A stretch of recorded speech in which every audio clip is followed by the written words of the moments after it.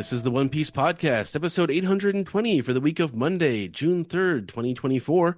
My name is Ed, and Steve Yurko will be joining us later on in the podcast. But our guests today are, first, our very special guest, the translator for One Piece and Weekly Shonen Jump and Manga Plus, Stephen Paul is here. Welcome, Stephen. Hey, good to be here. Good to have you on. And also returning, a friend of the show, who appeared on the City Winery show the other month, Mike Patten is here. Hey guys, thanks for having me. Also a professional animator. Wouldn't want to sell you short there. Thank you. And we also have our very special guest, Henry Gilbert from the Talking Simpsons podcast and the What a Cartoon podcast. Welcome back, Henry.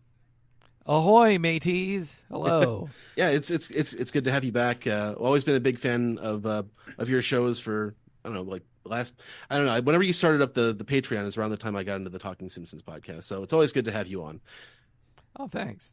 Yeah, no, I guess what? It's been unbelievably, as Bob reminded me, June marks 7 years that me and my co-host Bob Mackey have been doing just the Patreon for the Talking Simpsons podcast, which is wild to say. Wow. Yeah. Now, and speaking of anniversaries, May 31st was the anniversary of the first episode of the One Piece podcast, May 31st, 2009, and it's been 15 years, and I can't believe we're still here. Yeah. And One Piece is as strong as ever, which I think is the biggest reason that this continues to go on. So that's true. Hats off to Oda for continuing to make the story so engrossing, as we're going to get into this week.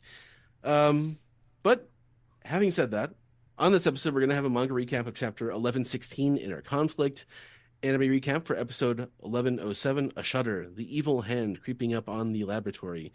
And we're also going to have some Piece Together, where we take your questions, comments, and theories. A little bit of news for the podcast. Again, our City Winery show, next one, is coming up August 25th, 7 p.m. at the City Winery, the Loft at the City Winery. That is Anime NYC weekend, so if you're going to be at the convention, after it's over, come see us. Have a good time. And I'm not sure what the theme of the show is going to be this time. The last time we discussed sort of themes on the end of One Piece and the bigger pictures in the series. So if you want to come and check that out, we'll be glad to see you. And I think we gave away all of our merch last time, so we're going to have to find something else to give away for our guests who come to this one. Yeah. But let's see. A little bit of news besides that. I just wanted to reiterate from last week, we have editorials back on the One Piece podcast, or editorial for the time being. Our musician, Kirsten Carey, wrote an article on moral relativity relative to Einstein and Vegapunk. So, especially given what's going on in the manga this week, check that out. And, Stephen, I think it's okay to announce this, but there is no chapter next week, right? Yes, that's right. There's no chapter next week. So we should have an SGS with me and Greg. I believe that he has, probably. I would assume so. Mm-hmm. Look forward to that. All right, cool. And let's see. There was a couple other things. I just wanted to let everyone notice this. It's the start of Pride Month, and I just want to say that Vulture had a nice article this past week featuring the hot boys of anime, the hot summer boys of anime, featuring our very own Yamato, who's going to be on the cover story this week. So check him out. I read that article. That was, or at least the Yamato entry. That was really cool, especially the writer of it. The article highlighted the big bath scene of inclusion, and that I love that scene so much that was a towel I bought when I visited the One Piece store in Tokyo, and my husband and I put it over the entrance to our bathroom. We're like, oh, well, if we're gonna bathe, let's think of this hilarious bathing scene. Nice. You'll have to speak up. I'm wearing my Yamato towel. And finally, this week, we also have the announcement of the English translation of the One Piece Heroines novel coming out spring 2025. And Stephen, you're working on that? Yep, I'm working on that right now. So yeah, we have some more novels coming up. There are 2 of those. The second one was recently released in Japan. And you may have heard. In fact, I think they're probably done with. That's probably the only 2 that are going to be made, because actually coming out just this week in the magazine, they're starting up a new Zoro-centric novel section, which presumably will probably last a few issues of the magazine. I guess the the Ace novel and manga and stuff that was successful enough that we are dipping our toes back into the spin-off novels. So that is a good sign. And this clearly is not all of them. There are some more that I know some people are very eager to hear about. So hopefully this is we'll get the ball rolling on some more of those. We'll just have to stick around and see what comes of this. So we got the Ace novel, and is there a law novel as well that hasn't been released? There is a law novel. Okay. Well, the law fans will be happy when that one comes out eventually. Hopefully. Hopefully, yeah. And then there was one more little bit of news, which which was highly publicized a week or two ago, which was Netflix reporting the live action series was the #1 viewed show in the second half of 2023. Oh, fantastic. Well, I think that bodes well for more seasons coming out. I think season 2 may already be under production. So You got to thank the moms out there. Well, there. Yeah, that's right. There are plenty of hot daddies in that show. So Yes, it's been. I mean, I also, as I described last time we guessed it, that was the thing that pushed me over the edge to finally get back and into the series and become an up-to-date reader of it, because the show, I did think it was a pretty good show, and it then made me go like, all right, let's really do this. And now it's crazy to think that like 8 months ago I had only read up to like chapter 90 of the series, and now I'm like Sunday morning reader and Saturday night viewer of the anime, and I'm just like fully on board now. have you been? It's been like 7 or 8 chapters in manga time since you were last on the show. How have you been finding being a weekly reader as opposed to being able to binge it? It's rough at times, to be honest. But just because I enjoy it so much that I really, the high of just like, okay, wow, what a cliffhanger. Next, and then just reading the next one, like, and then to have to go to waiting like a normal person, it almost. I'm so glad to be up to date, but now I almost wonder if I could go back in time. Would I tell myself, wait for like 300 more chapters and then be able to just binge it all in one go? Well, we're actually at the point now where 300 chapters is, that's going to be to the end of the series at this point, I think. So it's interesting. Probably. It's an interesting time in the series of all these people who have sort of caught up, who've gotten into it over the pandemic and over the live action, we're all getting to experience the ending of the final saga together. So based on what's happening in this week's manga chapter, we're maybe closer than we think. So we joke about Netflix and moms, and the series likes to say that mother is the antonym of adventure. It turns out moms love adventure, actually. Yeah. I just hope, with it doing so well, I do hope they start filming with these young people fast to not. I mean, they didn't cast people who are so young like the Stranger Things kids, but it is a danger of like they gotta speed this up. You can't put out one season every 10 episodes every 2 years. Kind of a long time to wait for a TV show. Yep. Yes. Absolutely. Yeah, that's all I've got in the news here. But should we get into the manga recap? Yeah, let's do it. Hi, I'm Steve Yurko. And I'm Tara Sands. Now available from Maji Media is our new podcast, 4Kids Flashback. 4Kids is the company who brought you the English dub of Pokemon in the late 90s and so many other shows like Yu-Gi-Oh!, Shaman King, Teenage Mutant Ninja Turtles, Kirby, the infamous One Piece dub, and so many more. We'll be talking to the people who worked at 4Kids. Actors, directors, writers, editors, producers, engineers, you get the point. And hopefully get the answers to questions both you and I have about the company. I actually worked there as a voice actor on some of the shows. And I was a kid watching the shows and remember way more than Tara does. And thank God for that. Steve is actually a professional storyboard artist, which gives some really unique insights into anime and animation. Subscribe today wherever you get your podcasts. That's the number 4 Kids Flashback.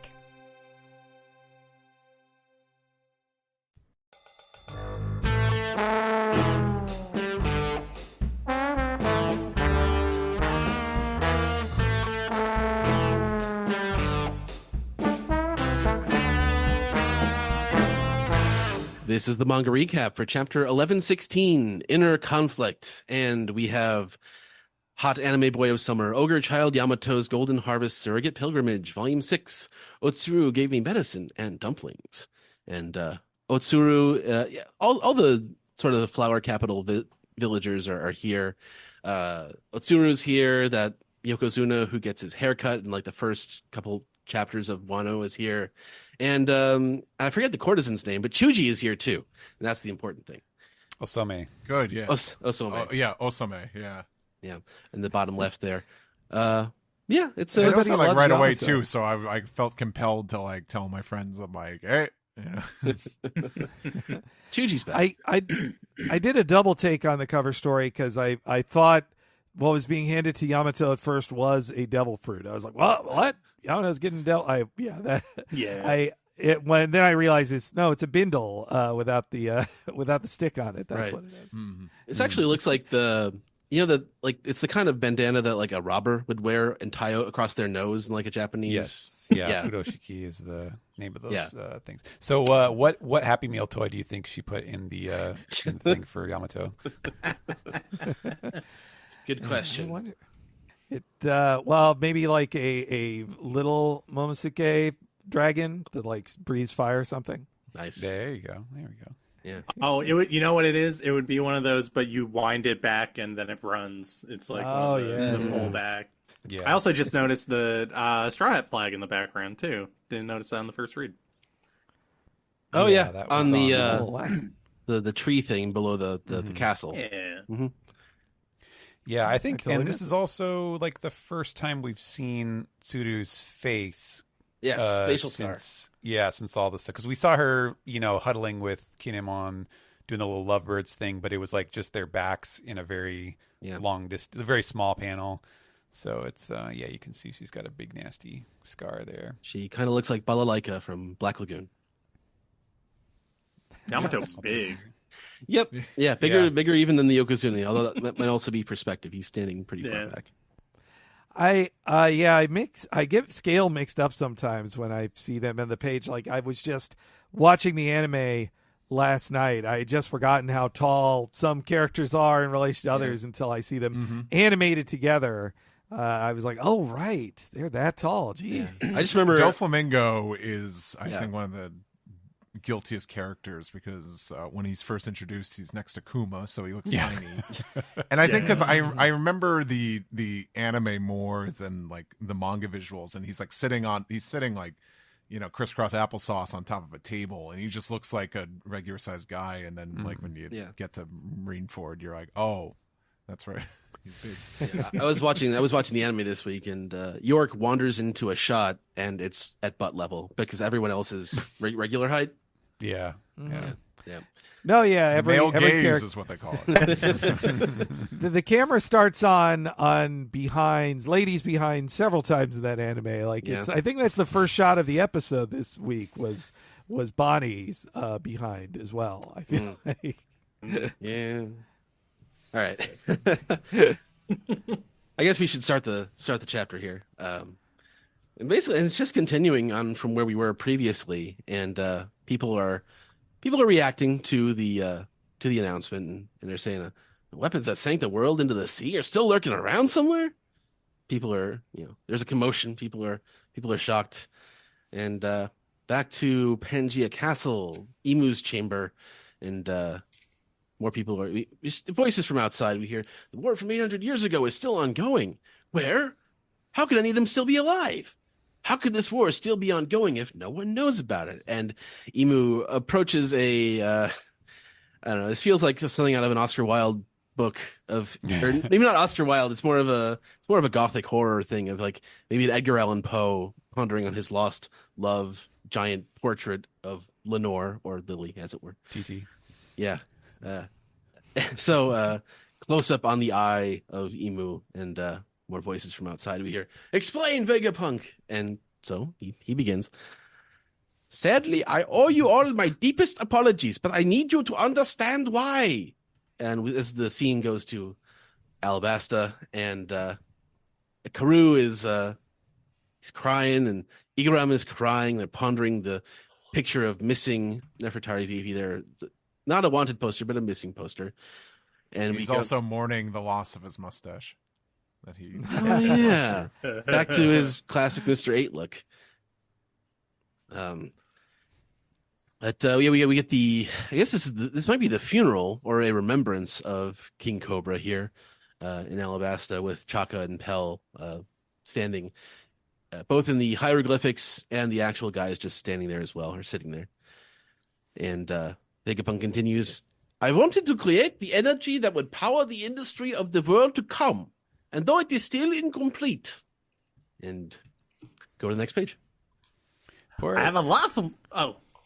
Sorry, Mike, I cut you off. Yeah, I was just gonna say, poor Igaram. Like, you really feel for, like, his whole world is pretty much crashing. Like, the only thing he's got is Terracotta, his wife, at this point, because Vivi's missing and his boss is dead, and he's taking it hard. Poor Karu. He went to all that trouble of stopping Vivi from being a pirate, and now she's just gone all the same. And also, when I see them in seemingly the wake for Cobra, like, that does remind me again of, like, oh yeah, he's been dead for, like, a week tops for them, or like it's not been that long a time. It's easy to forget how compressed time is in these stories sometimes.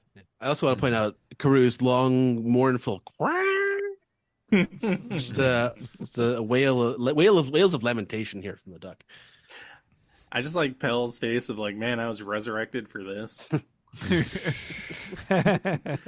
And we continue. Vegapunk goes, I have at last reached the practical stage of my life's work. The mother flame, a fire that never goes out.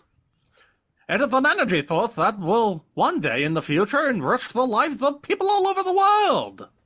Unfortunately, one little piece of that flame has been stolen. And we see the mother flame. The fault of it lies entirely with me. Cipher pole's in the center of the island. The flames are too intense. We can't get there. We see the Marines all trying to get to the island, it seems. And now, this is Stussy, I believe, going. There's some major shaking going on up here. What happened, Edison? To which Edison replies, I'm kind of stunned too. This is crazy. The basement lab of the Labus phase and the Cipher pole agents fell down there. And now I can't send more island clouds up to the Straw Hats. And Sussy replies, fell down? What do you mean fell down? And we see Cipher poles falling down. And it looks like the Seraphim are in a bubble still, much like Kaku was, right? Yep. Mm-hmm. And S-Snake has colored in hair. Sorry, I'm all doing is pointing out art mistakes this week. That's my contribution at this point. Hancock, how did you get in there? It's the tinting of the bubble. And Edison busted up on the ground, says, one of those crazy 5 elders is heading your way. Please, Tootsie, you gotta run. And she's silent. Mm-hmm. Feels very appropriate that the one agent has fallen, much like a cartoon character, has just fallen, like, embedded with his upper half in the ground and his legs sticking up. As you do. Yeah. When you fall from 200 feet or whatever. Yeah. It'd be funny if that's just all that's left of him and it's just red paste underneath that. Also, no, that the line of, like, unfortunately, one little piece of that flame has been stolen. I was like, oh, what one little piece that I thought. I was like, wait, one piece? What, is this the... No. It gave me pause. It makes me wonder, too, like, how does he quantify, like, one... Like, is it supposed to have a certain circumference? Like, how can he tell? Is this some kind of, like, Scrooge McDuck thing where he's like, oh, I'm missing a dime or whatever, when he just looks at it? It's Scrooge not McPunk. very clear. Ooh, like that. So on the next page, we continue with Stussy here as she is reflecting on Edison's exhortation to run away. And then as she's standing at the console here, she says, may I free Kaku, Edison? And Kaku, who is in the bubble too, is like, huh? And she says they might be punished for their actions, referring to Kaku and Lucci. I won't let him go after the Straw Hats, and I know the first thing he'll do if he's released. And Edison is kind of taken aback by this. We can see that he's kind of resting, looks like near the hinge of a door or something like that, down in the lab. And he's saying, I'm not sure. I think we have a font mix up here where this is not supposed to be italicized. That's sorry, that's my 12 years of experience or however long of them not allowing you to use italics for anything except for transmissions and flashbacks. So anyways, Edison says, I get it, Stussy. I'm sorry for putting you through this. He was a friend, wasn't he? I'm sorry for making you betray that friendship. And we get this. I was going to say, Kaku's like, I recall you biting me on the neck. Yes. and not in the kinky way. Yeah, apparently. It's helpful. Or the friendly way. It's helpful to have just seen this scene in the anime of like, oh yeah, that was pretty. I'd be pretty pissed if I was Kaku here. Yeah, but apparently he has a weakness for the concept of friendship here, because he just has like the biggest, like this big puppy dog eye, and his mouth is like his lip should be trembling, like he's gonna go as he breathes in, like he's it's a striking expression for Kaku. But yes, he's clearly touched by this. And Edison continues, but you still went ahead and saved us. I know you wish you could have been true to both. That kind of inner conflict is a calling card of humanity, Stussy. And she's just she's downcast. Kaku's downcast. They're both just taking this all in. And then Edison says, follow your heart and do whatever it takes to survive. And she tearfully responds, I will. And yeah, that's a really nice pay. I feel like that makes all three of them appear better, after this scene. I think it's a good scene for all three characters. Well, that's interesting about Stussy's underlying doubts about her own humanity, I guess, being a clone. And also her connection, really seems to have a paternal connection to Vegapunk in all of his forms. Yeah, and then because of course the Stella is dead as far as we know. Edison is the closest thing that she has right now to that paternal figure. So, yeah. He gets to show off that side of Vegapunk. Meanwhile, however, we go back to Vegapunk's message, where he says, around 2 weeks after the theft of the flame, the sky over Lelucia shone with a powerful light. And we see the Revolutionary Army crowd here, including Moda, the milkmaid, who, responds to that, Lelucia, because she was, as it turned out, she was a resident of Lelucia. And Vegapunk continues, so the sky over Lelucia shone with a powerful light, and the kingdom vanished without a trace, according to reports. After that was when I observed the first signs of worldwide earthquakes. And as a scientist, and with utmost pride in its development, I can tell you this. Nothing but the Mother Flame could have created so much energy. And we get a split reaction here, one of whom is, speaking of the milkmaid, Comil, Vice Admiral Comil from the Navy headquarters, who needed the milk for his bitter coffee, is shocked by that was an ancient weapon. And then Moda, whose milk helped soothe the bitter coffee, is shocked. It seems like this is one of those things where, like, yeah, we all knew as the readers that obviously this was that was a Death Star situation. Like, somebody gave the order to blow that up, but Lelucia, it seems, as far as they knew, it seemed like it was just some kind of freakish accident. And Moda is like, "Oh, you mean someone did that to Lelucia?" And then we see we get a look that we've never seen before into King Elisabello's throne room in Prodence, and it looks like he sits on a throne that has its own crown as well, in addition to the one that he wears. And he's like, "Lelucia is gone," and this might be Dagomar, or it might be the guy on his left there. Someone says, "Not to my knowledge, Majesty." "Well, go and find out." And then Dagomar's like, "Yes, sir." So yeah, apparently the news has not been universal in terms of getting around. And Vegapunk continues, "The flame that I created was used to activate an ancient weapon." And so I do wonder, what will now that it's spreading that Leluzia is gone, like how will the plebes react to the government finding out the government did that? Like, or are they past believing the government here? Or and it doesn't seem like Morgans is going to cover for this either, like he may have in the past. That's interesting because Vegapunk isn't really directly fingering the government. He's saying someone stole it and someone blew it up, but he's leaving that part cagey, I think, for some reason. I'm not sure why. Yeah. Not direct. No, yes, that's on. I guess that is on the next page, my page here, with his big apology. Sorry, I need to practice I should have practiced my Vegapunk more for this. Okay. "I know nothing about who might have carried this out, but the results speak for themselves. My actions have led, directly or indirectly, to the loss of many human lives. A fact that weighs most deeply upon my soul. I am so sorry.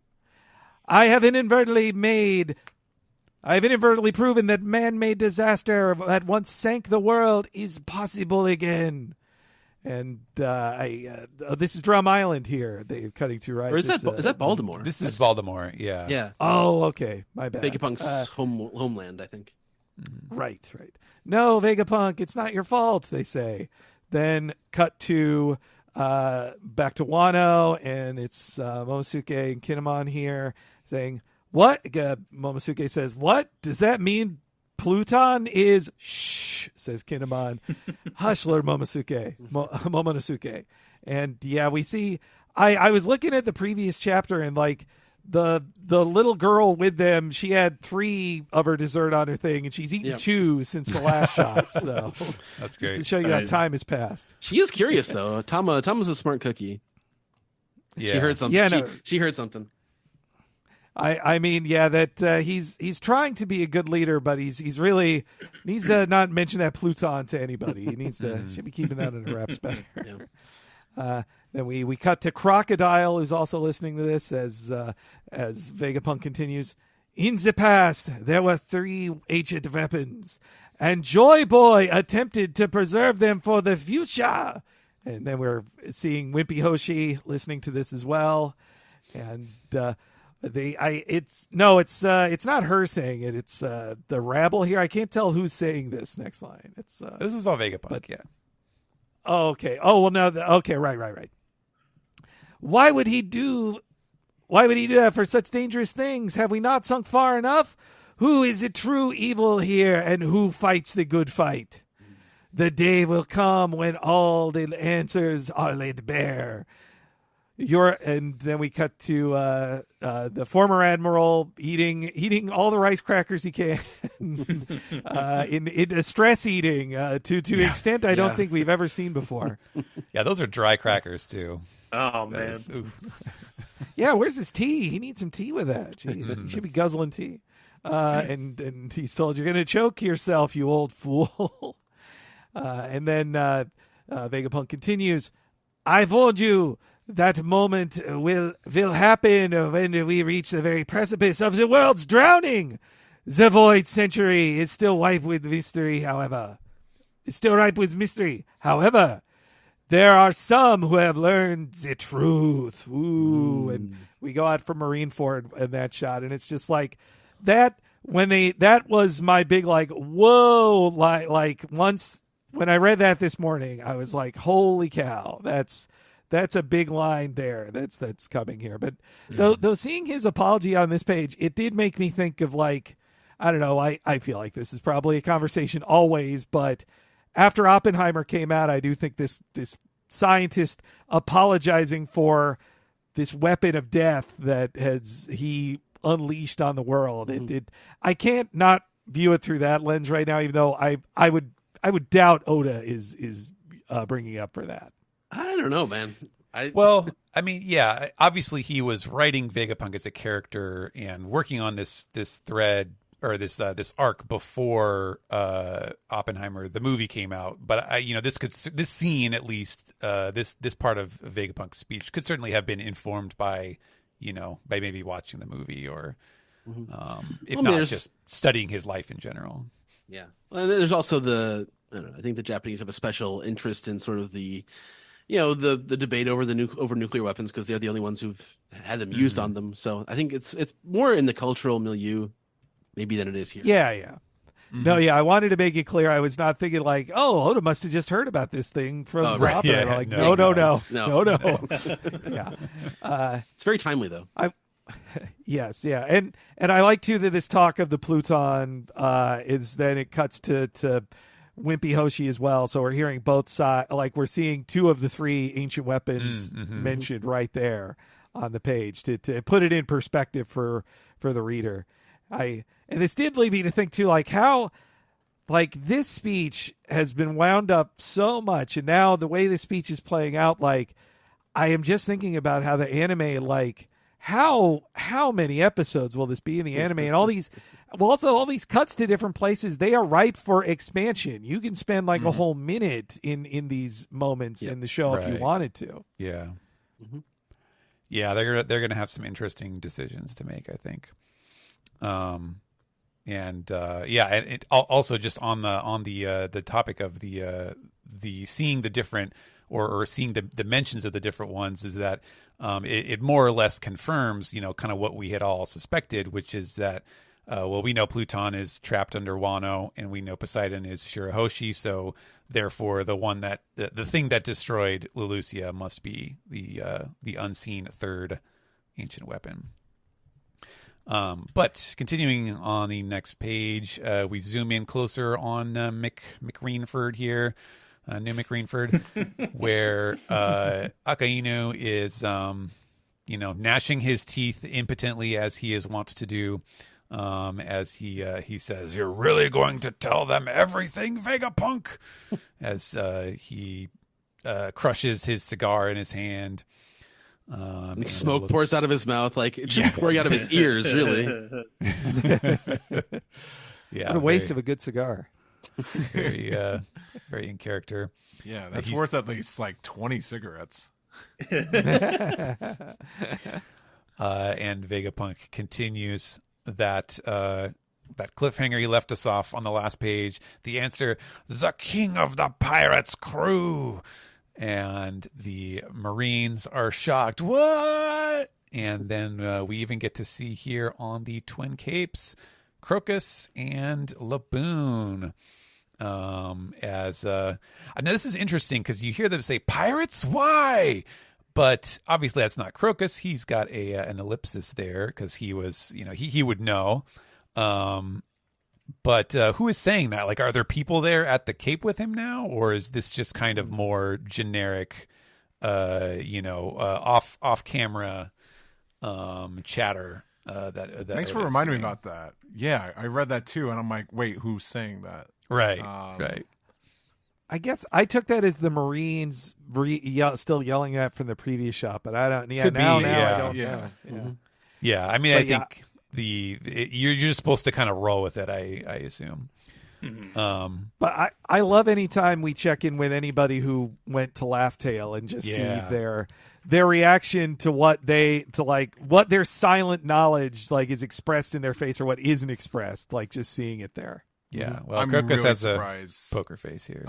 Maybe that's why, because I'm like surprised we did not see Buggy's reaction to that, but I'm like, I feel like why do we see Croc and not Buggy? I'm dying to see what Buggy thinks of all this. When Buggy's not on screen, I'm thinking, where's Buggy? Buggy's probably passing out from just knowing like he's even deep. No, well, he didn't go. No, he's probably it's probably just making it hurt all over again to remind him of how he never got to see it. Maybe that's the first thing we'll see next chapter is Buggy's reaction. That'd be pretty good.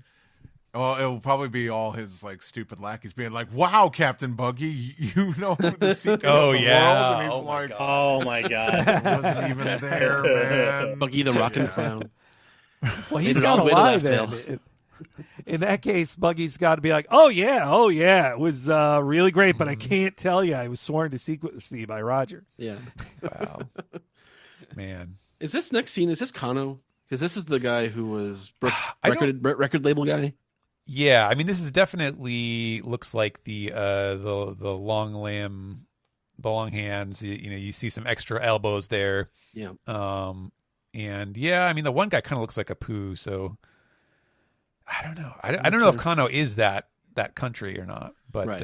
But those are definitely the guys that kidnapped Brooke. Yeah. yeah, That looks like the big screen they're watching on looks like where Brooke performed, maybe. And, could be one of those venues. Yeah. But they are outraged. Why are the secrets of the world in the hands of pirates? We're all in terrible danger. So yeah, people are furious. But then York is taken aback. She's putting two and two together here. She's like, hey, wait, that doesn't make sense, Stella. How did you know that I stole the mother flame from you? I stopped synchronizing. You couldn't have known. And I know you're terrible at lying and acting. You were truly shocked when you found out. And we go back to the scene where York was revealed to be the traitor. As the captured Vegapunk is saying, York, was this all you're doing? And she's looking around, putting the pieces together. You received the information about Leloucia and then observed the data? What does that mean? Wait, the timeline doesn't add up. Did you know about the government's response? But if that's the case, I've been wrong all along. He wouldn't do anything as tepid as just hiding the transmission transponder snail. And as she is putting all of this together in her head, we are seeing more action with the ships, and then Jupiter, right, is the sandworm. He is sucking up some of the agents who were trapped in the middle of the island after falling out of the labo phase. Mm-hmm. I wonder if that's him cleaning up. Like, are those guys still alive, or is this like cleaning up any extra secrets? Yeah, those are probably the agents that were trapped with Vegapunk. Yeah. Mm-hmm. Yep. Loose ends. All right, Steve. All right. And then York pages the five elders as she calls out to them. She says, I know where the transponder snail is. And Marcus Mars says, you're certain? And she says, absolutely. I'm Vegapunk too, you know. The transmission transponder snail, as V Nostro is listening in. So that transponder snail is under the protection of the Iron Giant in the Fabrio phase. And we just see the big Iron Giant, just walking through the forest here, and it's just a flame. It's just I guess it's just like because it's under attack, because we hear something like nothing's working on it. And it's just, that Iron Giant is so cool.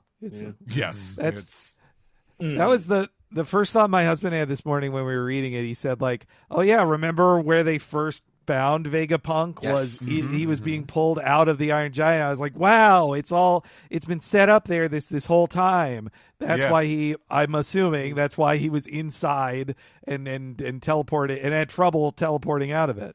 Yeah, it's interesting because like the same thing. Yeah, Luffy's wanted poster's got him with the white hair now. So maybe if he saw that, he anticipated that like Joy Boy has something to do with activating the Iron Giant, but can't say any of that for sure yet. Mm-hmm. Yeah, I don't know if this is just dramatic lighting or like it's just been like it's been under attack. It's just like covered in flames, but it's just like shows no sign of slowing down. I can't necessarily tell by this image here, but it just looks cool nonetheless. I think it is like fire. It's like on fire, and it's not. It's just real charred up. Yeah. Yeah. I love the design of it again here. It reminds me of like Mazinger or like early mecha characters. And though I don't know how it's gonna like. At the very least, 3 elders are going to be coming for it. I mean, it's a strong weapon, but can it take at least 3 elders? I don't know. Yeah. It just got done smoking 20 cigarettes. It's ready to go. Or 1 cigar. Just like cramming all 20 cigarettes like that what's that? The file Homer photo? Simpson. Yeah, the file. Oh, photo. I drew that earlier. I'll post it in chat. Right. And we have we cut back to the broadcast. Vegapunk saying it's like, when they learned all the true history, why did they drift apart without telling anyone? Why didn't they act on it? And we see a bunch of bubbles. So we know where we are. We're at the Chamonix Archipelago, and from a distance we see Shaki's ripoff bar. Was that what it was? Yep. Yeah. And we hear, "Hey, Ray, you've had too much to drink. It's not like you to be this wiped out." And we see Shaki's clearly dealing with some riffraff here, probably about to kick this guy out. And we see Rayleigh, who's just slumped over the bar, and he's saying, "Oh, I'm just an old man now, and you're telling them too much, Vegapunk. Don't be a fool. Those old folks should keep her secret." And he sets his drink down, and looks like he's taking a big nap here. He's going Betty Bye. He says, "Don't rob the young'uns of all the fun, right, Ryder?" Man, that looks like whiskey on the rocks. It looks real tasty. It's real nice. Yep. Yeah. I love that shot of just like clinking it down. That's so cool. No, this moment, like so Vegapunk doesn't know whatever it was there, I'm guessing, was it Laugh Tale, but he's letting people know that he knows that they know that Roger's crew did know or still does know what was there and has kept it to themselves. But I always love seeing Rayleigh and how he's always trying to keep it a fun game. Like, he is just the spirit of like, hey, this would ruin, like, he's basically the spirit of the story going like, well, this would ruin the story if you said this. So, or if you killed Luffy here, this story sucks. Like, you gotta let him keep growing. Mm-hmm. It really makes me wonder if now, like, Luffy is kind of gonna intervene and stop this broadcast from happening. It would definitely subvert expectations, but like, and I know it's not canon, but it's a similar thing happened in One Piece Stampede, where there's, you know, for those that didn't watch that movie, it's the Eternal Pose to Laugh Tale, and he smashes it at the end. Yeah. Yep. So I would not be surprised. And I think Otis is like, well, you can't get mad at Luffy. He's the main character. Yeah, it does. Yeah, I guess if he knows, well, boy, he's commanding the Iron Giant too, right? So he's going to be there in the fight over it. So yeah, it could be him who destroys the transponder stale. Maybe, I don't know, maybe even Vegapunk with all the secrets he knows, maybe he also does know where Laugh Tale is and can just tell people. Like, I don't know. Well, it's interesting because, like, the Nika is the sun god, and Vegapunk talked about an unlimited source of power that not even he could recreate that animated the Iron Giant. So that's just why I assume that the fact that Luffy is transforming this Nika power is on the island. Maybe that's why the giant is moving in the first place. That's nothing proven yet, but all right. Final thoughts on the chapter. Let's go around the horn here. Mike, why don't you start out? Oh man, I was worried I would start. You know, someone else if you want. Yeah, come back to me. I'm formulating. So, all right, Steven, what were your thoughts on the chapter? Sure. Yeah, it's you know, it's fun that he is able at this time when you know it seems like Oda is just in a meta textual sense, like Oda is kind of struggling to get to full-sized chapters, at least before his breaks.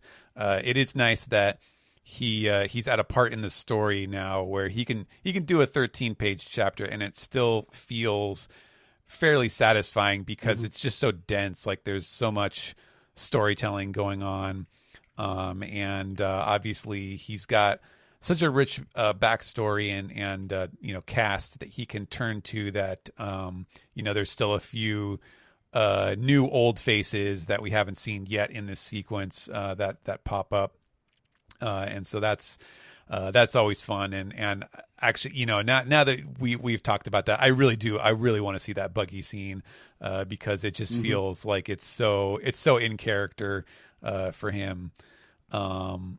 But yeah, it's not as much action in this one. I think pretty much it's more like the promise of action with the Iron Giant reveal. Let's see. I'm not sure if I have any like really prescient things to say. I really liked the as I said. The scene with Stussy and Kaku and Edison, I thought it did a great great credit to all of their characters. It's funny that Elisabello did not know about Lelucia. It just kind of it feeds into his depiction as like just this very kind of boisterous guy who generally does not really know things, but is very proactive when he thinks there's something to be done. That was fun. Really looking forward to finding out about the ancient weapon here that we still have not seen. I don't know if that's something we're gonna get before the end of this sequence, or if that's gonna be, saved for when it kind of re-enters the story. But it is I think it's a really good question that Vegapunk raises, which is, why was Joy Boy preserving these weapons if they are so dangerous? And it's a good point, which I hadn't really considered, that like his connections with Poseidon and stuff. And one of the townspeople in one of these locations just actually says who is the good guy here and who is the bad guy here. And I mean, and Roger's reactions made it unclear. He laughed and didn't really do anything else about it, as we saw. Right. Yeah. And so, yeah, it begs the question of like, did he not do anything because he realized, I mean, they have said something to the effect of, yeah, we were too early. Was that was Rayleigh who said that a while back? I think I forget who said that. But yeah, if it's like, who knows? Is it like the Metroidvania, where you get to the thing, and you're like, oh, I need the double jump before I can get up here. Like it's, it's too early. Somebody else has to do it. Something, storytelling wise along those lines. But yeah, it's a question that will need to be answered for us and for the people of the One Piece world to feel satisfied about that. But yeah, I like that as Henry was kind of talking about Vegapunk not knowing who carried it out, but I feel like, I mean, I guess it could have been one of the pirates, but by not specifying that, it's hard not to imagine that it is like the people who call the shots in the world, who are responsible, who have the resources and the power to do something like that. But also keeping it from their functionaries, like Komir here. He's a vice admiral, I guess in the region, and he didn't only a certain level and above would even have that information, like the fact that the war is who is still left from this war. Nobody really knows except for maybe the top amount of people in the world. Yeah. That's a good point too. That line about how could any of them still be alive? And I think I translated it that way to kind of preserve it, because the way that he wrote it and the way that I translated it is sort of like you can take it two ways, which is the war from 800 years ago is still ongoing. How could any of them still be alive? You could take that as like, if you've been fighting for 800 years, like how is there anyone left in your countries to continue fighting? Like they should have killed each other by now. Or you could say, how could any of these people from 800 years ago still be alive? Well, interesting that Emu is in this panel. Is what are you suggesting here, Oda? So that I thought that was a fun little bit of storytelling, sleight of hand there. Yeah. I mean, we've speculated previously that Emu might have had the immortality operation with the Op fruit. Right. That's one option. Yeah. I also did love the shots to Sakazuki and Sengoku kind of back to back, just to let you. It left me with a question of how much are the admirals allowed to know? Like because I couldn't tell if Sakazuki was saying like, Vegapunk, you're going to tell everybody what I know and what we're supposed to keep a secret, or you're going to tell everybody, including me, secrets that have been kept from me by the elders. I think I could read. Yeah, it's definitely you can interpret that either way. Like it's not really giving away anything as far as what Akainu knows. Mm-hmm. And then Sengoku's just stress eating makes me feel like he I think he does know, but he's a pretty wise guy who seems to know most things. So right. Well, he had the he was the one who was in charge of like the secret agents. He was the one who was communicating with Corazon. So even as a Navy guy, he seems to have he's got the connections. He's got the intelligence network as well. Yeah. Could it be that something that only the fleet admirals know too? Yeah. Maybe. Yeah. Is Kong still around? We haven't seen him in a while. The commander-in-chief. Yeah. Right. Yeah. Henry, did you have any more you wanted to say? Sure. Go ahead. No, I mean, this was, again, this is funny. The last time I was here, he was still making his coffee, but now the pacing makes a lot more sense not that I was faulting the pacing at all. I've been enjoying it the whole time, but the pacing makes more sense now. Because that you needed to see all of these fights because those fights had to get done with or reach some apex because now there really is no space for fighting in the last 2 chapters. Like there is so much big information that if you were to give up like 3 panels in a row, even to just let alone a whole page to a fight and to check into the fight, it would break up all of this like incredibly important information and it would be a disservice to the fight. Like I loved Lucci versus Zolo, but if we were checking in on that fight still during this, I'd be thinking like, yeah, that's nice and all, but well, what's Vegapunk telling us? This is like the end of the world stuff here. It would take away from the fight. So it feels playing Monday morning quarterback on it. It feels like Oda was making sure he settled a lot of the battles. And before he could finally tell this story and give out this big information here, but of course, it would have taken him like an entire volume to get through this Vegapunk speech if he was constantly cutting back and forth like that. Yeah. And yeah, I mean, just checking on all the heavy hitters in here for this bit, like, is just to bring it back to Roger's crew, like that was what made it feel extra important to me. Same with it. It reminded me of when I was going through Wano in binge mode and getting in this big flashback of Odin and thinking like, well, this is fun and all, but when are we getting back to it? And then when the Rogers crew comes in, I'm like, oh, this is actually a big deal. It feels like a similar like leveling up of the importance of this, that we're getting back to Rogers crew. I almost now, having said that, it feels like we're on the verge of cutting away to a giant flashback in the middle of this and just to explain some context. Like, I feel like a flashback could happen at any moment during this chat. Now let's all uncover what Stussy's deal is. And everyone's like, oh, come on. The black background comes in on the page, gray to black. You're like, oh, no, wait, stop. And I just wish, talking about Buggy here, it does make me feel like I wonder if next chapter or the one after is when we're going to check in on, I don't think we've seen Shanks or Blackbeard's reactions to any of this either. So but the other emperors have been kind of left out of this reactions so far. Also, I guess we barely even know what Luffy even thinks of this, like, and how much he's been listening in on. He has not been in the series much lately. Yeah. Is he even listening in on this? Doesn't sound like he'd be paying much attention. Yeah. The Luffy we know. Yeah. Last time we saw him, he was shaking his hand out from punching one of the elders, right? Yeah. Yeah, that's right. He's hanging out with his big old bros. That's right. Yeah. Yeah. But a big, I mean, what a big chapter, especially checking in on Rayleigh at the end. Like that was like my biggest gasp moment of the whole chapter too. Mike, what were your thoughts? Yeah, okay, I'm ready. Yeah, man, dense chapter.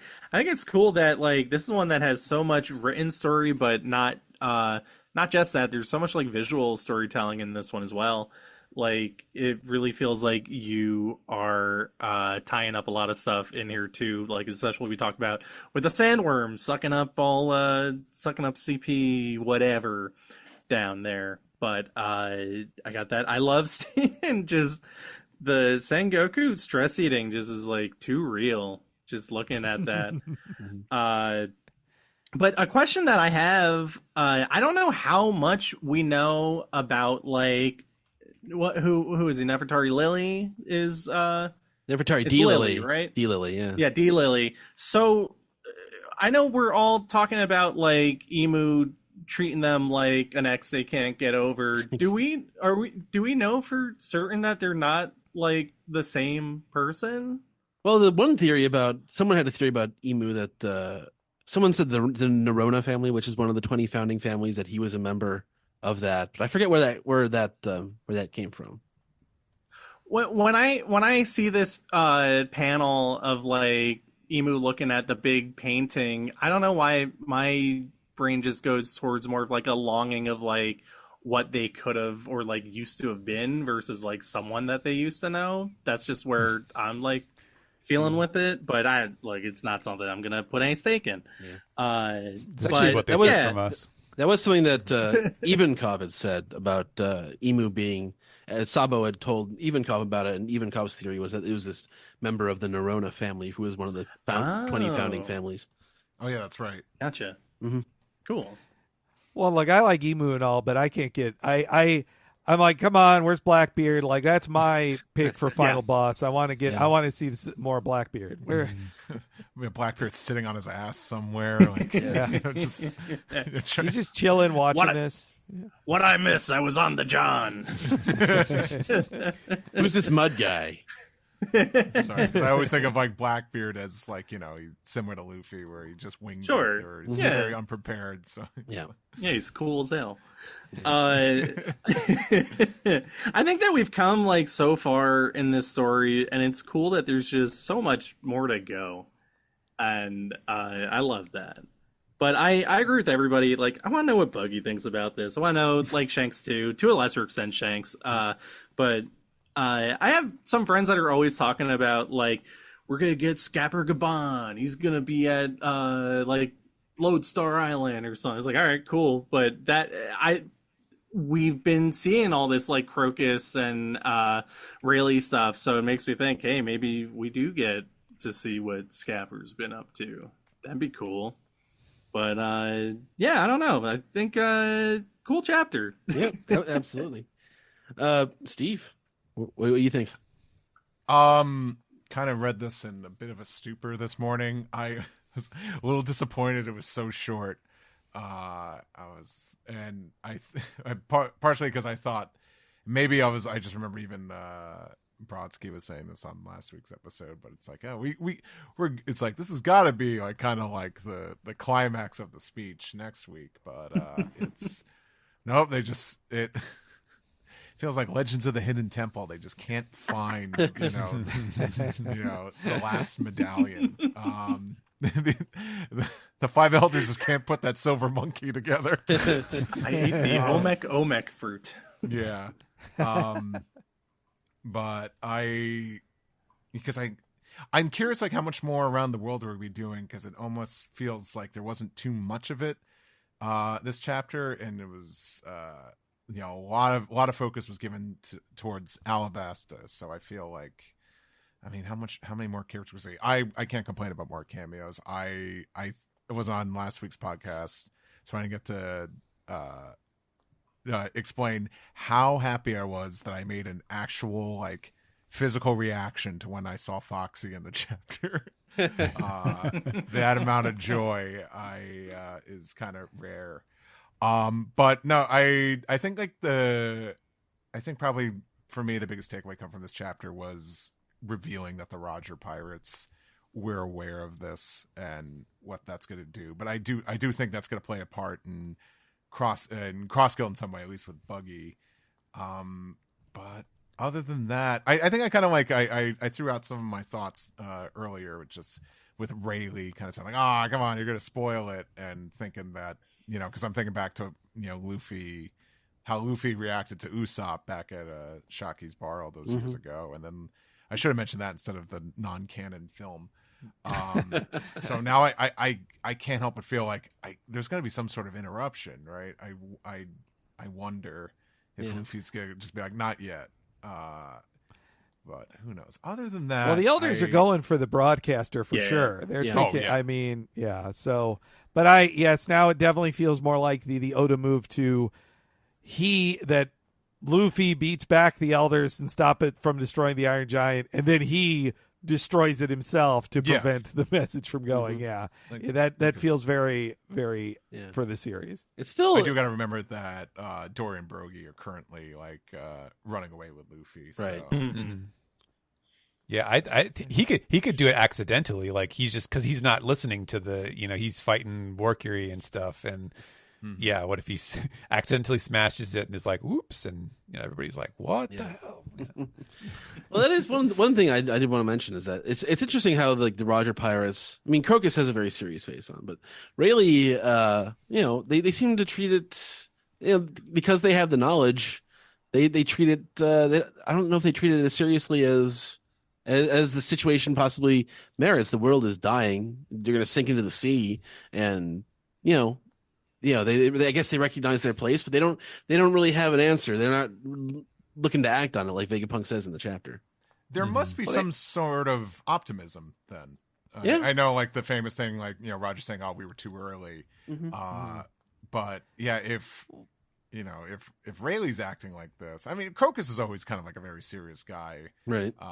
But who knows? Well, he is serious, but he did turn down joining Luffy's crew because he's like, I've seen it all. I'm an old man. I don't need to, I think if he felt any kind of, pressure to fix things, he would have been like, yes, you need me on your crew because the world's going to die. I want to help you with that. Instead, he's like, thank you for bringing that up. I think you're absolutely right. Yeah, I think, it's definitely some. I think Rayleigh's very optimistic about all this.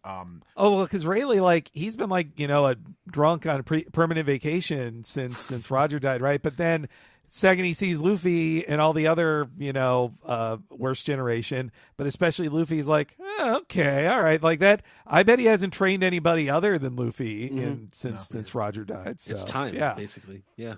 Mm-hmm. Just like Obi-Wan Kenobi just sat in a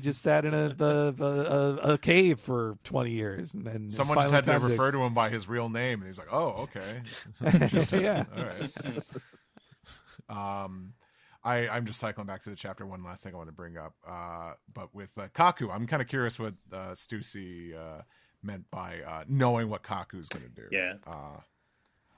Yeah, that's curious. Because I feel like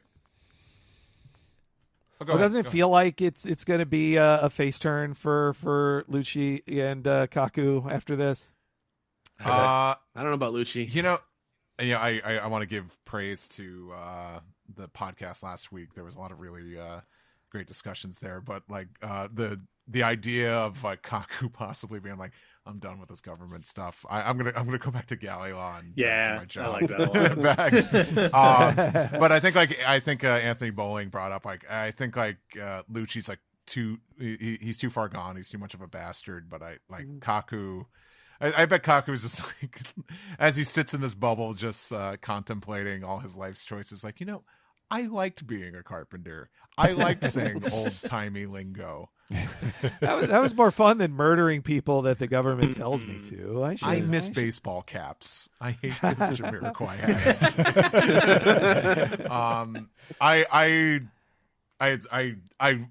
I've always been very attached to the Kaku character. He's one of my favorite side characters, and it's kind of and I just remember with the heel turn with the reveal that he was part of CP9, because people thought he was potentially going to be a Straw Hat, and it was always it's like the heel turn you didn't want to see, and then the fans kind of there's coping maybe it's maybe there's going to be a double turn, maybe it's leading something else, and then it just turns nah, there's a heel turn, and now they're just a coward who just cheats and runs away. Not that Kaku's doing that, sorry, that's just a very esoteric reference I'm making. But I I'm curious. I'm very I'm getting more and more intrigued by this juicy stuff right here. But I kind of I can't see Kaku going back to the government at this point. And I think especially because it was Marcus Mars and Lucci kind of had that interaction where it was almost kind of hinted at that. Well, Lucci was asking. Well, now that I think about it, Lucci might not be too far gone because he kind of basically pleaded with Marcus Mars, like, "Hey, I know someone up there." I feel like with the two of them going back to the government, that's hard too because of all that they know now after seeing all of this. Like how Lucci already broke.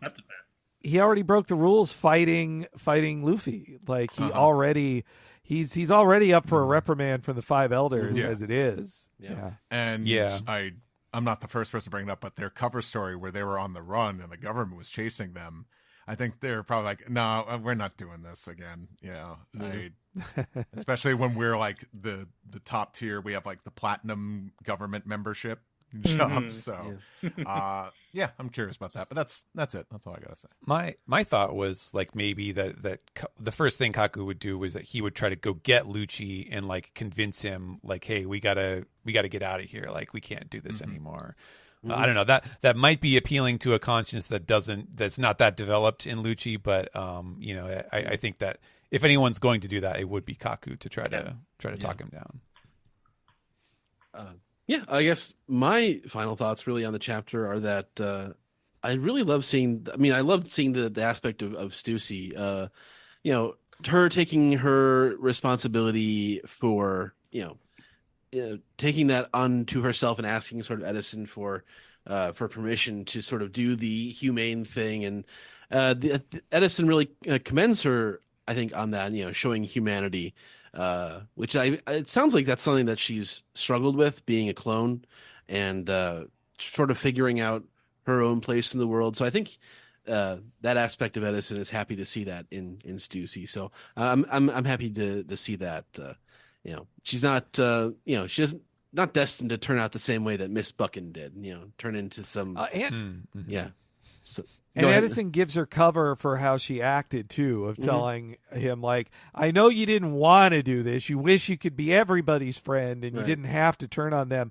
Because it makes Stussy, less of a heroic character if she was always plotting like, oh boy, I can't wait to stab these guys in the back. They think they're my friends. Instead, Edison's like, no, they were genuinely your friends, and I'm sorry I made you stab them in the back. Like that, it's an important background to give to her. It's an important contrast, I think, with what CP9 did in Water 7 of, they really were just lying in wait to turn on these people who were allegedly their friends. So if people, if you can change and we can change and we all can change, like Rocky 4. Well, York just wants to sell out to be a friggin' dragon, man. Not the greed is not always the most. It's probably the most short-sighted of our vices. It's about immediate gratification. I think is that's the part of Vegapunk's personality that leads him to do these things, not thinking about consequences. And that's the part of him that went into York. I was going to ask, how much of those personality traits still reside in the Stella? It's a good question. Oh yeah, I wonder if it's like a father thing from like Full Metal Alchemist. He's like, I've become boring now. But I don't know. It's interesting to. The other thing I was going to say is it's interesting to see about the way the effect of that this had on Moda, because Moda was caught up in the revolution, taking what happened with Bello Betty, and leaving the island, and then just for her to find out like this is sort of crushing. I guess although her parents were working on like a marine ship, so they weren't necessarily there, so there's the possibility of that for her. But just to see her and Komi are here. Are just it's an interesting way of showing how deep this world is that Oda has created and the levels of responsibility between like all these people in the government, between Akainu and Sengoku and Suru, and also this lowly sort of regional vice admiral Komier, who's like, that was an ancient weapon. What the hell? But yeah, I don't know. I think we've sort of gone over all of this. We can just move on into the piece together. I didn't have much else to add. I sort of gotten everything out at this point. Yeah. Anyone else have any final thoughts? Come back in 2 weeks. Yeah, back in 2 weeks. Is it 2 weeks? Yep. Yeah, we mentioned it at the top of the show. No matter what the Shonen Jump app or website tells you, there is no chapter. Okay. Yeah, because I could have swore there was a break, and then I looked at the website. And I'm like, oh, I guess we're on. So now I'm a little more cross. I'm like, come on. All right, let's get into the anime recap. All right.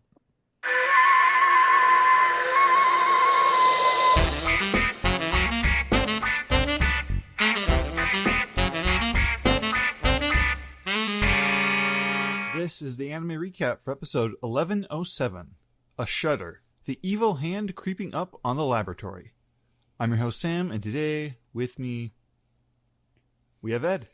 Hey, it's me. I'm hovering over the entire podcast like Big News Morgan's in his big news balloon.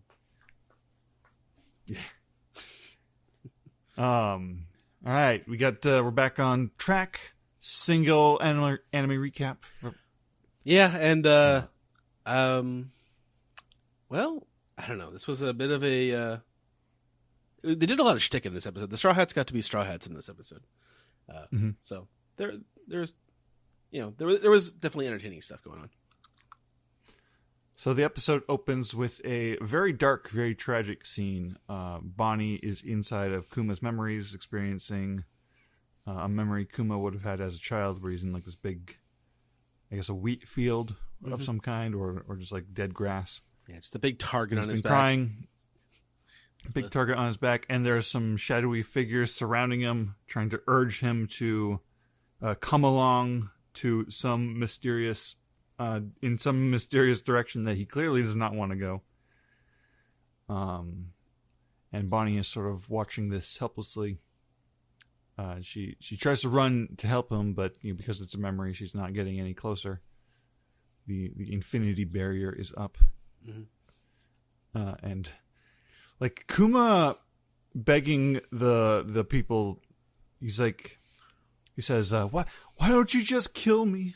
I'm gonna die anyway," which is just like very heartbreaking. Like the close-ups on his face, and it's a very emotionally sort of draining scene, and these like grotesque figures who are all in shadow, and like the wonky eyes and missing teeth and the crazy hair, and you can see it really feels like genuinely terrifying for Kuma. Yeah, it's pretty cutting.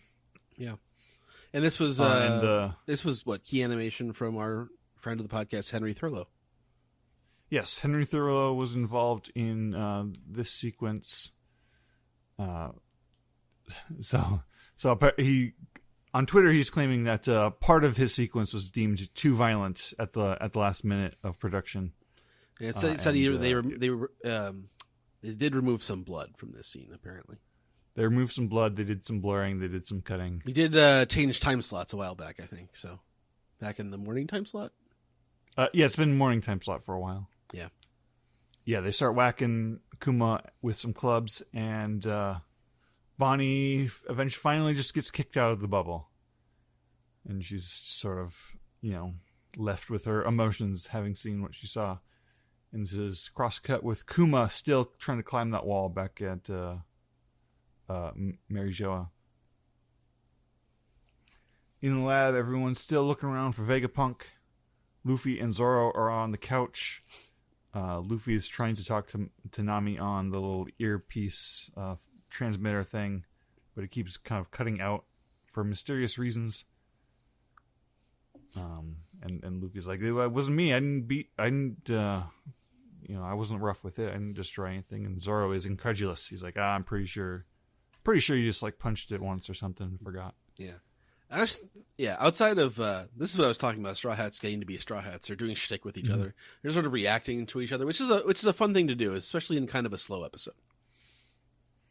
Shaka is viewing, the security footage from the Dindin Mushis, the transponder snails, but a mysterious figure in the dust of one of them just leaps out and cuts off the video signal. Pretty much takes us to the eye catch, doesn't it? I did not make a note of where the eye catch was. I don't remember. It was early. Shaka was looking at the screen. Nami is she's looking around with Edison and Brooke, but she gets distracted because she finds like a glass container machine thing that has just a bunch of jewels and diamonds in it, and Nami is very distracted by this. She just fills up a big giant pink backpack full of them because she wants to take them with. She's like, "Oh well, you guys are coming with us anyway, so your stuff's basically our stuff, right?" But the bag's too heavy, and she can't get Edison to carry the bag, so she's like, "All right, well, on our way back, make sure that you lead us back in this direction, so so I can pick my diamonds back up." And then Edison is like, "We made those, right? Like that's for science purposes." And then Nami just gets very excited at the idea that you can just make diamonds. It's just Nami being Nami for 3 to 4 minutes. Yes. Speaking of characters being characters, we got Sanji and Frankie and Usopp. They're traveling with Stussy. Is this what they call pet play? We talked about that in the show before. Yeah. Sanji is going gaga for Stussy. He recognizes her from the wedding at Big Mom's place, which is interesting. And she's like, "Oh, you're very observant. Good for you." And Sanji's like begging, like, "Please make me your dog. Please, let's do a Chainsaw Man, Denji Makima thing." He's completely just debasing himself. He's more into it than usual. Even he's like he can just be normal sometimes, but even in the presence of women, but not now. Not now. Like, and she's like playing into it a little bit. She's like, "Oh, all right, follow me," and Sanji's just like sticking his tongue out with hard eyes, and he's like making dog noises and like hopping. Yeah. He's like doing like kangaroo hops. He's like, "Wah wah." I mean, he's not used to women actively like flirting with him just for fun, right? Well, he got what he wanted. Shaka and Luffy meet up. And Luffy's like, hey, I didn't break the headset. It wasn't me. And then, surprisingly, Shaka's like, "Yes, I know.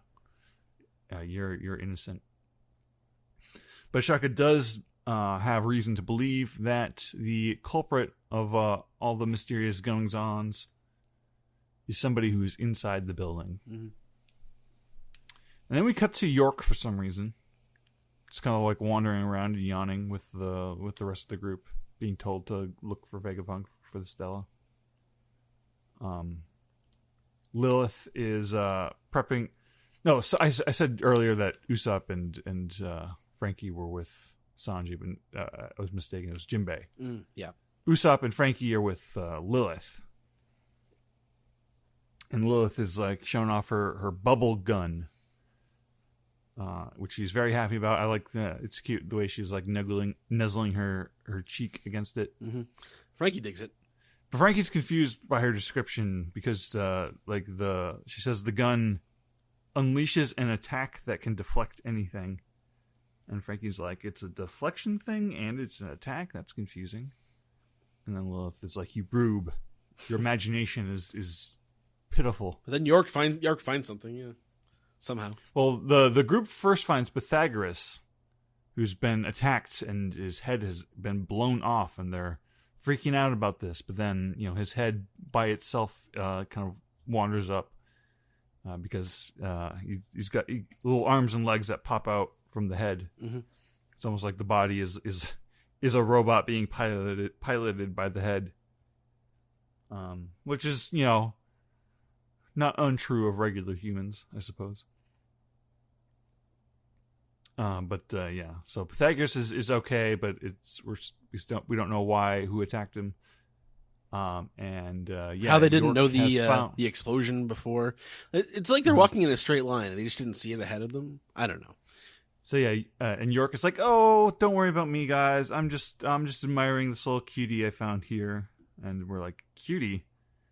What do you mean?" And then York is just like petting S-Snake like she's some sort of puppy or a lost kitten, and just like the suddenly just immaculately animated of like S-Snake, just like like whipping her hair and like putting on the charms and being cute and doing the mellow beam on York, who is weak and turns to stone.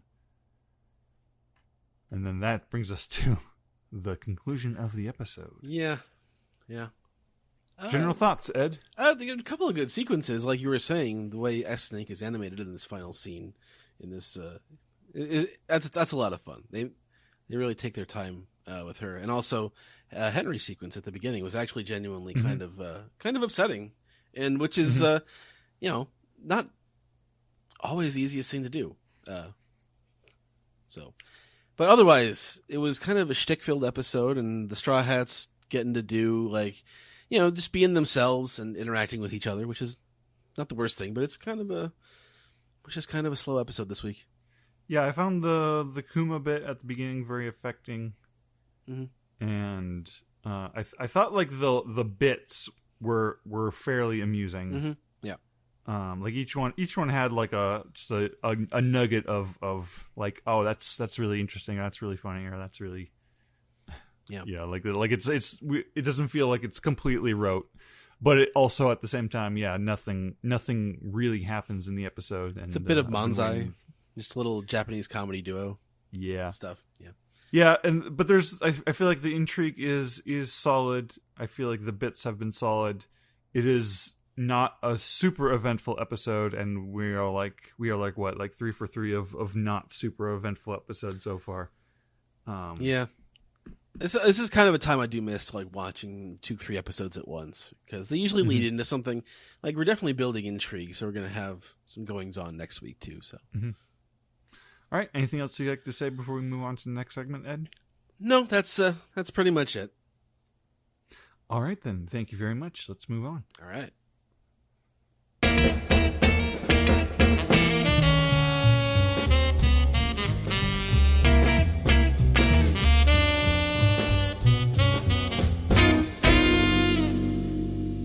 This is the Piece Together segment where we take your questions, your comments, your theories, and basically give you the guide to how One Piece Mania works. You had to get that double jump before you get to the One Piece.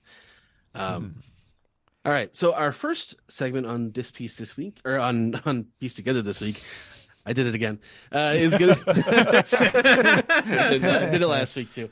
All right, but yeah. The first segment on Piece Together is, of course, This Piece.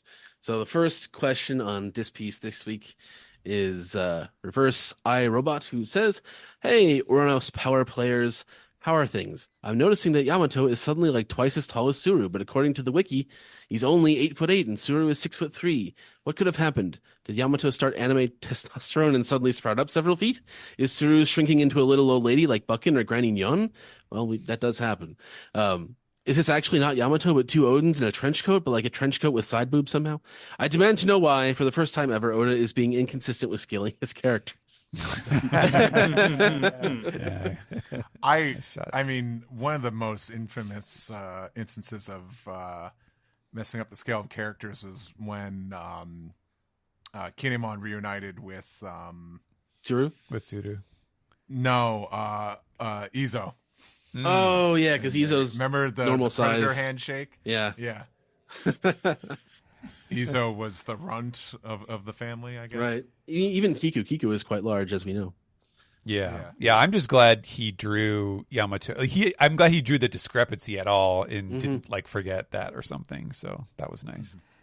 Yeah, it felt like in the other chapter that stories we've been seeing, like I didn't get the feel of Yamato's size in those. Like it struck me as like, when I go back to like the previous chapter's title page or the one before it, I now can tell the size, but it is like Yamato, he is like either farther back in the frame or closer to the frame, which is throwing off my sense of scale for sure for Yamato. Right. Oh, I was the same person this week who watching the anime that I still was like, York's that big? What? Like I'd forgotten too on the size. And Kinemon was sitting down, but he's actually a foot taller than Yamato. He's almost 10 feet tall, which is funny because he's married to Suru. So let's not think about that.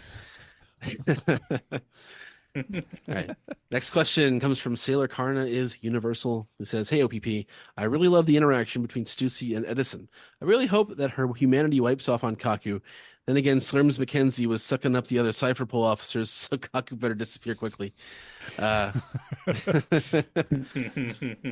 Also, it's time for the Iron Giant. Yay! Robot versus Kaiju time. So, definitely looking forward to that fight as well. Yeah, I'm hoping with this giant robot action, maybe Frankie can get more involved in this here. He's only he punched one guy in the last 20 chapters or something. I want this giant robot demands an upgrade of Frankie working on him.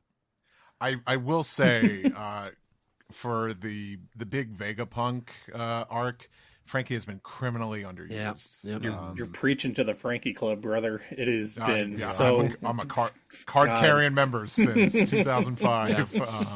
Such a bummer. I mean, look, I'm loving this arc so much, but it's just man, he deserves so fucking much more. Yeah, I keep being reminded of it in the anime whenever he's like, "Wow, Vegapunk, you should look at my robot arms," and then nobody talks to him, and I'm like, "Right, it hurts all over again." Yeah, and it doesn't help that Kazuki Yao is sounding so rough in the anime these days. It's poor guy, quit smoking. All right, next one comes from SNP, who says, "Hey OPP, piggyback from one of the discussion points of last week's episode and got reinforced with this week's chapter. I've always been of the belief that the old war in the Void Century is not a clear cut of one side is wrong, the other is right.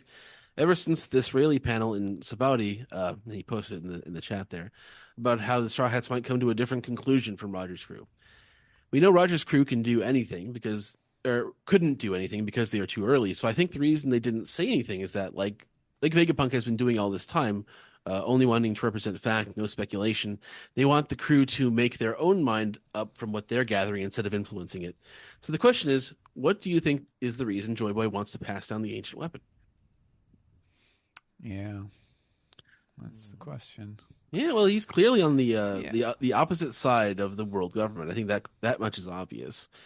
So, yeah, I think the commitment to not saying one side's good or evil in that, it makes it because this is a rude question in the whole series is chaos versus order more than good versus evil, and what's rules versus not rules. And I think that that Roger, all of this from the beginning has been he wants to inspire young kids to do it. I was thinking of that today of just as a larger statement that One Piece, all the best shonen comics are meant to inspire young people to dream and to work towards something. And so that's what Roger's doing. Though now if you were, you're getting closer to Rayleigh's age if you grew up starting the comic. If you were 15 when the comic came out, you're 40 now, and you're getting closer to Rayleigh's age. So it's but it's still this unending dream of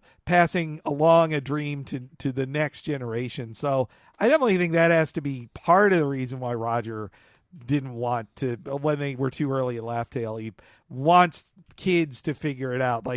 He's just gambling on some kid will show up and figure it out. I believe in him. Well, it's interesting that you mentioned order versus chaos here, because Luffy's conception of what being a pirate is, or being pirate king, is to be the person with the most freedom in the world. And maybe the goal of the One Piece is granting everyone that kind of freedom. But can people really be trusted with that kind of freedom? Most people, I mean, Luffy can be, but if Joy Boy was to liberate everyone on this planet, would the planet really be a better place? Probably, but that's a question. That's a question we can't be sure about. Yeah, if Joy Boy is an avatar of chaos, well, when you're under an oppressive order, sure, chaos looks pretty appealing. But when it's a different situation, when it's a different set of facts, chaos may be destabilizing. It might be harmful. Right. And I think that's a good way of putting it is order versus chaos. Yeah, and it's also you point out, I don't know, maybe this is Oda's, perspective, but Oda's most favored kind of governmental system seems to be benevolent kingship, actually good kings ruling people. That's royalty's usually pretty good in this world. If it's one good royalty, yes, right, I would say that it is a very convenient storytelling device to have, to tie the kingdom into, a single character whose personal characteristics are then kind of transferred to the kingdom as a whole. And that's why you get stuff like King Riku, like he's not in search of prosperity, and so the people are poor, but he's keeping them peaceful and he's making sure they're happy and stuff like that, versus Doflamingo. And it's a common theme. I don't know that is necessarily Oda's view of things, but I think his storytelling structure, that is how it works. Yeah. Well, and Oda is not shy about like showing that chaos isn't all great in this world. Like the chaotic pirates are mostly assholes, like so many of them, like they are killers and thieves and makers of widows and orphans, and it's as Luffy is giving a good name to pirates with his vision of good chaos, but like that's why meanwhile Kobe is the hope of the future of the Marines, of like that. Well, the Marines are full of jerks, like they are pretty shitty, but what if like a good, or Garp is the vision of like, well, this is a good Marine who goes like, oh, that rule's dumb, I don't care, I'm not doing this. Like, and you need more of the Marines. Order needs a little chaos in it, and chaos needs a little order in it. I would say certainly part of Oda's like political viewpoint, if you want to try to guess at that. Right. All right, next one comes from Professional Poyo, who says, Happy Pride Month, OPP. So many One Piece fans debate of what genre One Piece best fits in, whether that be fighting games, RPGs, etc.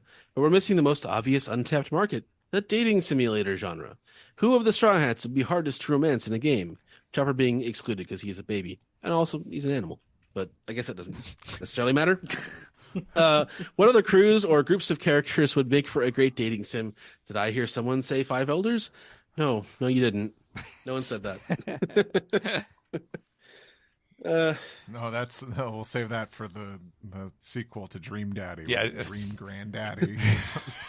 I was just gonna say Dream Daddy One Piece edition. That's just the red hair pirates. Yeah, Daddy. pretty much. Yeah.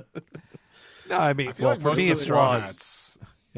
Yeah. Law's crew. Most of the Straw Hats are tough to, or I think they'd be tough to romance because they're so goal and dream focused, or they're just socially awkward. That I just don't think you would be able to romance any of them.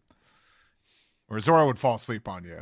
How could you possibly romance Nami? Like she's, there's not like that would not. Yeah, I think on Law's crew is but that is just because I love Beppo and Law comedy. Yeah. I love seeing those two guys together.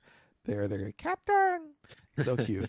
Oh, adorable. I think I would want to do one, and it would be One Piece ship maker, and you would anthropomorphize all the ships, and then you would try to find which ship is best.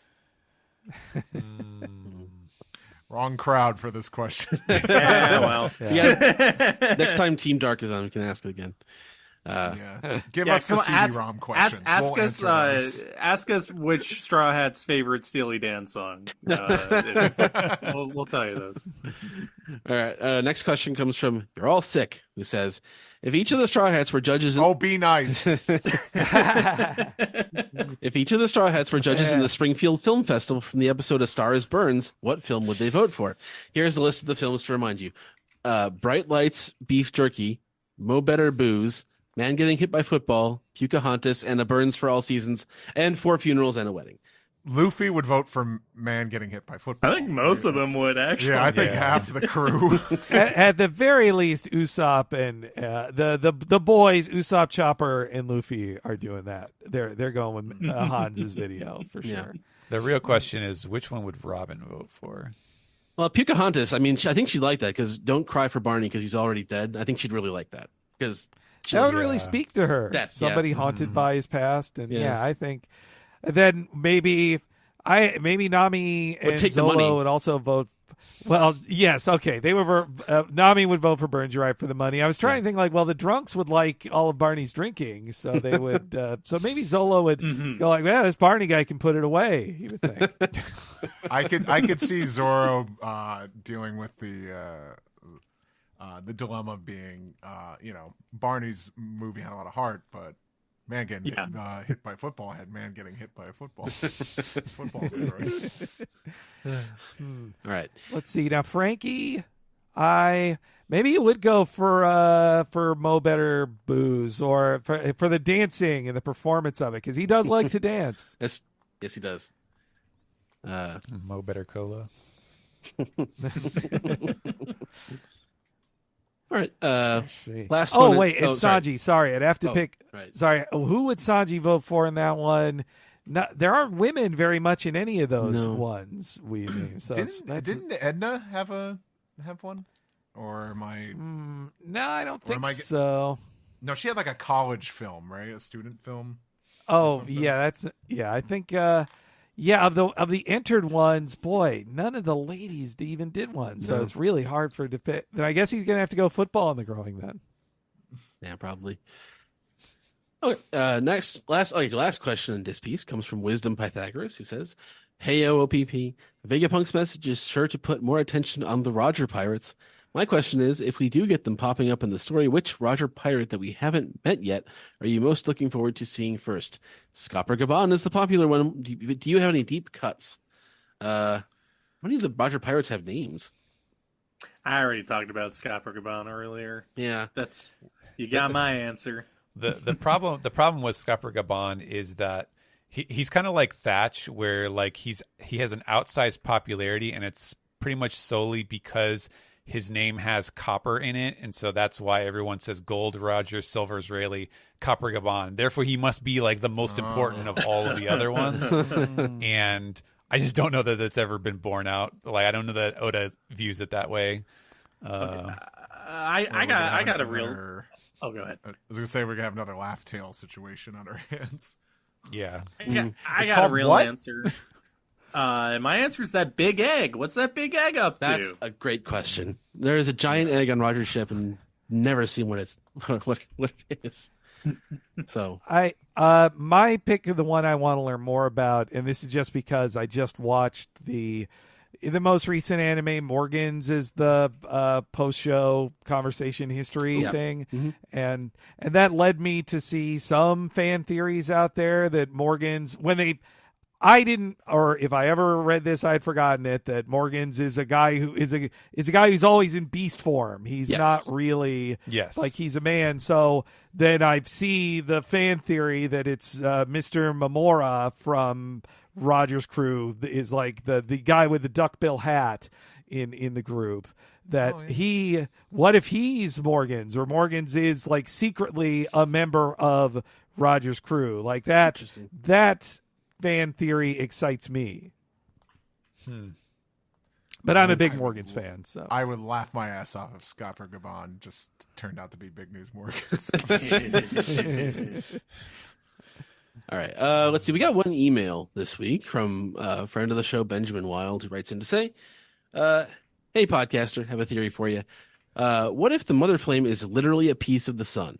I think that somehow Joy Boy could have grabbed a piece. People seeing this would have called him a god of the sun. With nuclear fission, this would provide an inexhaustible source of power for thousands of years. It would also be very hard to reproduce, thus the world government needing a part of it. Keep up the good work." That is very interesting. Yeah.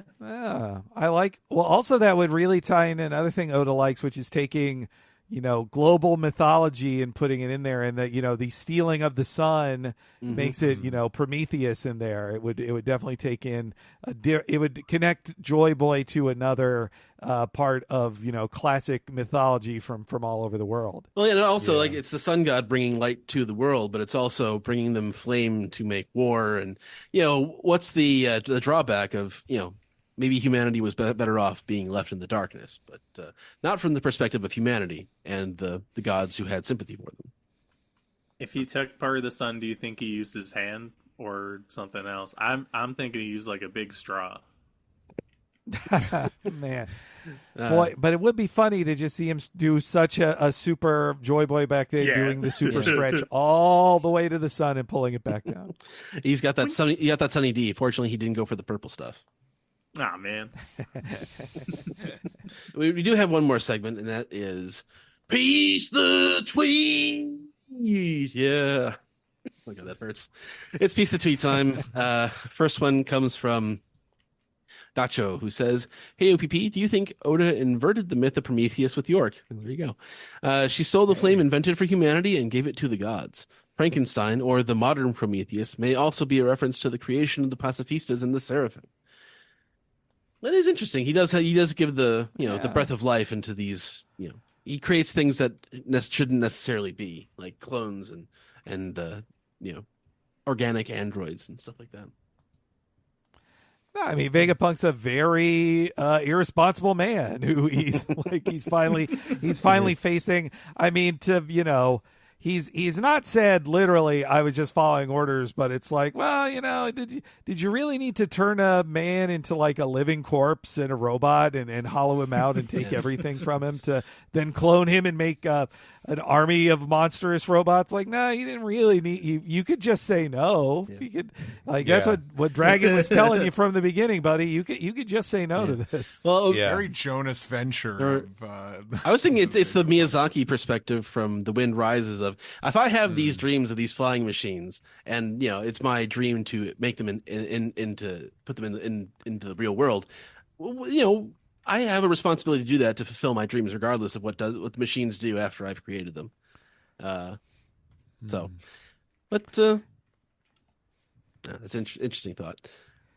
Yeah, no. I think it's I would think this kind of argument comes from the same place of like, well, he was gonna be. You build it for the people with the money who's got the resources to build the stuff. If you want to make the scientific discoveries like that, and certainly they've been putting it forward in the story that like, well, Vegapunk did make all this cool stuff everybody loves, right. He was trying to make this this worldwide free energy source, but it was stolen from him and used in ways that he did not foresee. All right, next one comes from Gabe Ruiz, who says, "OPP, we're finally getting ancient giant robot payoff. So how long you think until Kaku betrays Stussy? I can see Kaku standing by his man Lucci, fingering Stussy again. Oh, come on." Not Babygirl Kaku. No, not with those eyes. He's not betraying anybody. Yeah. He's got nowhere to go. Sad as hell. He's got nowhere to go. If Kaku still betrays Stussy and swears allegiance to the government, I'm unfollowing him. He's the worst. He would be the worst. Banned. Yeah. Toxic. You knew I was a giraffe all along. No, I mean they've been setting up that he at least has he's a logical guy who's not going to just jump in, and I could see with how logical he's been before of telling Lucci now come on, don't get in this fight. He knows when a fight's over or when it's time to cut losses and get out of there. I just want to know, does he think that he still has a place with the government? That's what I want to know. Well, that's what I was saying. I don't think he has anywhere else to go. I mean, which is interesting that Stussy says that she knows the first thing that he'll do after being let go. But what do you think it is? I don't know. Probably go find Lucci, because that's his partner. That's what I'm thinking. Yeah. It's a question of does he care about friendship more or getting revenge on her? Because when he lets her go, he could also just capture her and try to take her back to the elders and be like, hey, does this give me any brownie points if I captured her? She's our turncoat here. But if he cares about friendship and the most important, then that means he's a good guy. And so it's face turn complete if he chooses friendship over revenge. I do also think that Kaku would be the only one who would be able to get through to Lucci at all. Yeah. There's no point in going back to the government. The government isn't gonna. Yeah. We're just fodder. You gotta find your own way. You can't just go following the government around. One last thing I want to bring up with Kaku too, because I was thinking did they know each other when they were kids? I don't think we saw in Chapter 0 or SPS questions. I don't think we saw Kaku training with the other Cypherpole agents like Lucci and Jabra and Bluno. I think but the illustration of young Kaku was him with like a model ship. Maybe just like he really has aspirations. Like I wish I was a carpenter. You know? Yeah. It's like, sure, this job has nice benefits, and I kind of, it's cool to be able to fly. You know, I think he read a story about a pretty cool carpenter. He gets us. All right. Next question comes from Shaheen, who says, "Hey, OPP, it seems that the anime is starting with some pacing issues again. Is there any reason why most of the cover stories weren't covered with the anime, especially the most recent ones that seem to be tying up with the main story? I would certainly prefer. I guess you would prefer that. I mean, yeah, I think we'd all prefer that at this point. But it was a slow episode of the anime this week. I got to be honest. Yeah, I don't really have any answer for that. I don't know. I don't know if we've ever gotten a concrete answer about those. I feel like Greg is the best authority of all of us on that, and I don't know whether or not he's at liberty to say if he. I'm not saying if he knows, but I think Greg might have had speculation or information. I think he's mused on the podcast. I think he's mused on the podcast before that they didn't want to go that much time, especially early in the series when they decided not to do it, of not having the Straw Hats on screen. Yeah, that was my belief, but now that you guys mention it, I don't know where that came from. So that could just be speculation, but it could be informed speculation that if it doesn't have any of the main cast in it, then it's just that they're not going to dedicate the time and the resources. And that was a decision that was made years before Sabati, where the crew was all split up and most of them didn't appear for quite some time. Yeah, but now they have these little, like, hey, here's a little refresher things that they're doing at the end of episodes and stuff. So there's a possibility that they could, explain some context that way. Yeah, I really have come to appreciate those and don't view them like as any like wasted time or whatever. I never skip them. I always like hearing the little update. And I think shaking it up by having it be now the Vegapunk version of it instead of just Robin and Chopper doing it has freshened it up too. It's also just a fun guessing game of like, okay, who did we see in this episode that they're going to explain to us? Who's it like? Yeah, it's just a fun. My husband and I both trying to guess like who's it going to be? Who's it going to be? Like that. We make a little game out of it. All right. Though I wish I was just going back through the old the chapter stories because I'd have forgotten some of them too, and just I do feel like at the very least of all of the old scientists with Vegapunk, like that one really seems like it's a big deal. Now, like even that Stussy's there, I feel like we should get a little bit more in there. The Mads, yeah. All right, last one comes from Ice Pops, who says, "Oh, one more thing. Good job last week guessing that the transmission from Egghead was in the giant robot. Very satisfying to see that. I can't take credit for that, honestly. I know I mentioned it on the show, but it probably came from I first saw it, I think Ken O'Connor on our Discord had posted about that in our little manga thread. But I'm sure we weren't the first people to have that thought. But it is the safest place on the island, as we said." Mm-hmm. Yeah, it was an interesting choice of words for Oda to have York say that the giant is protecting it. So she doesn't literally tell you it's inside the giant, but I mean, it kind of makes sense like that you would do. So I wonder if he's like saving that for like one last little bit of juice of like, oh, he was hiding it inside the giant. Even though I feel like it is fairly evident, but it was an interesting choice of words on his part. That's it for Piece Together this week. Unless anyone has anything else to say, we can move on and round off the show.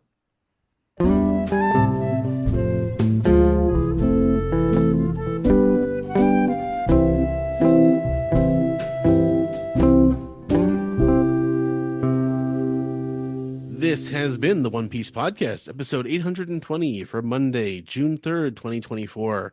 I want to thank everyone for coming on this week. First, thank you to Henry for making your second appearance on the show. Thanks for coming back. It was always fun to have you on. Thank you, and I'm glad I was able to trade days with next week's guest at their request, but I ended up with the better part of this deal, I think, on this week. So it was fun to come back on and keep. Though this episode again made me realize I still need to level up as a One Piece fan, because I had to have the wiki open a few times to remember a lot. There's just so many characters. It's so tough. Like, I mean, I wouldn't expect necessarily even huge One Piece fans to recognize Komir, of all people. Who? But if you want to go ahead. Oh no, but thank you very much for having me on. And I mean, you guys can. I'm on Twitter and other social media as Blue Sky as HENEREYG, or on Instagram as Talking Henry. And of course, if you enjoyed hearing me on this podcast, you should know that I do the Talking Simpsons podcast with my good buddy, co-host Bob Mackey, the co-creator. We do it together every week and go through the Simpsons series episode by episode with cool guests. And we are nearing the end of season 14 and season 4 as we redo season 4 and do 14. And 14 has been a really interesting one to go back through because there are better moments than I remember. And we're about to get to the season finale. Mo Baby Blues is like the best episode of season 14. It's a really great episode, especially because Laura McMullen is underrated as she is top 5 Simpsons director, and people don't think about her enough as one of the best Simpsons directors. But so find Talking Simpsons wherever you find podcasts. If you'd also like to hear me talk about cartoons that aren't Simpsons, including lots of anime, check out the What a Cartoon podcast, our sister podcast, where we cover lots of different shows. We just did Invincible and Inhumanoids and the anime thing we've done recently was Porco Rosso. That was a whole lot of fun to talk about that one.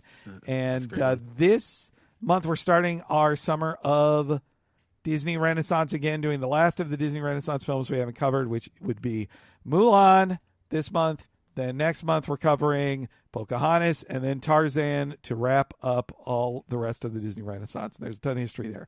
That's all at patreon.com/Talking Simpsons.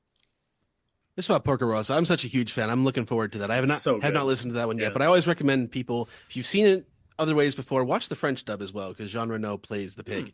And he's very good. He's very good as that Crimson Pig.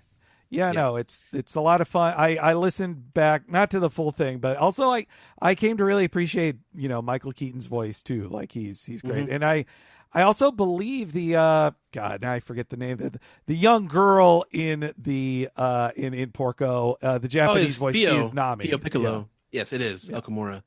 Yep. I had to get rid of my Porco Rosso glass from the Academy Museum a couple weeks ago. It finally broke. Very upset. Very upset. Dang. Is it like a pint glass thing? I still have one of those. It looked like one of the old McDonald's glasses. Oh, okay. Even sadder. Like the paint on it. Yeah, even sadder. I have my Porco. It's right off screen, but it's a piggy bank of Porco. It's very cool. Sick. Nice. I highly recommend flipping through the storyboard book of that if you can get your hands on it. Oh, yeah. It's so good. It's even better. The storyboard book will give you stuff that they didn't even because they make an animatic on the Blu-ray that you can watch, but they do swap some stuff out, and you'll see a few deleted scenes in the storyboard book. Yeah. Ooh, sick. Cool. Mike, where can people find you?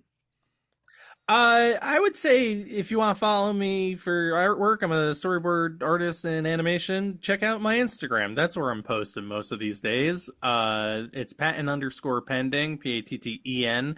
Right now it is chock full of covers I'm the cover artist for a podcast called Domance Dawn, where they go through all of One Piece and they see who the Simpsons analog is of those. So I do I do all the cover art for that, and it's fun as hell. So recently, what did we just do recently? Recently they just did Ace versus Blackbeard, Ace being Roy and Blackbeard being Peter Griffin. So that was very fun to do. Really like the Peter Griffin.